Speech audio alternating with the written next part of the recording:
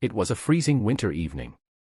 The streets were almost empty, except for the occasional sound of cars splashing through puddles and the faint hum of streetlights.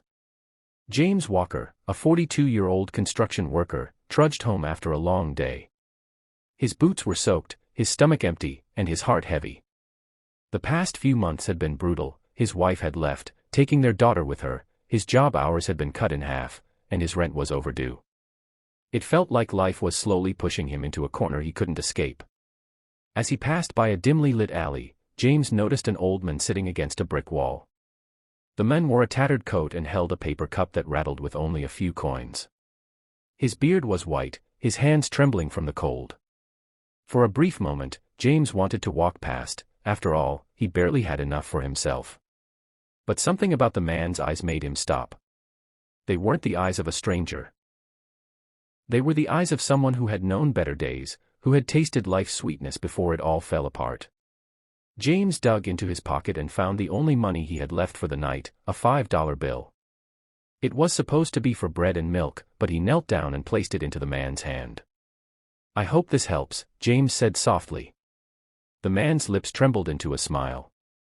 "You have no idea how much this means to me. God bless you." That was it. Just a small exchange, but James walked away feeling lighter, as if he'd done something right for once in a long time. He didn't know that this one act would set into motion a chain of events that would change both their lives forever. A week later. James's life hadn't magically improved. He still faced overdue bills, and his boss hinted that more layoffs were coming.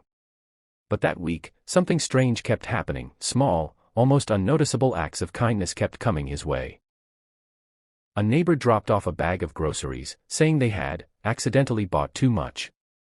A bus driver waved him on when he couldn't find enough change for the fare. Even the local coffee shop gave him a free cup because someone had already paid for it. It was as if life was quietly repaying him, bit by bit. Still, James didn't think much of it. The turning point. One evening, after another exhausting day, James got a call from a private number. The voice on the other end was warm but firm. "Mr. Walker. This is Samuel Grant. I'd like to meet with you. It's regarding a job opportunity." James hesitated. He hadn't applied for anything new. But curiosity got the better of him. They arranged to meet at a small diner the next morning.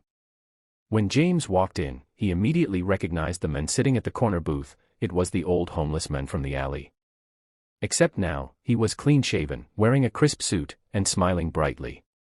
"You look surprised," Samuel chuckled. I am," James admitted. "How?" Samuel leaned forward. "That night, when you gave me your last $5.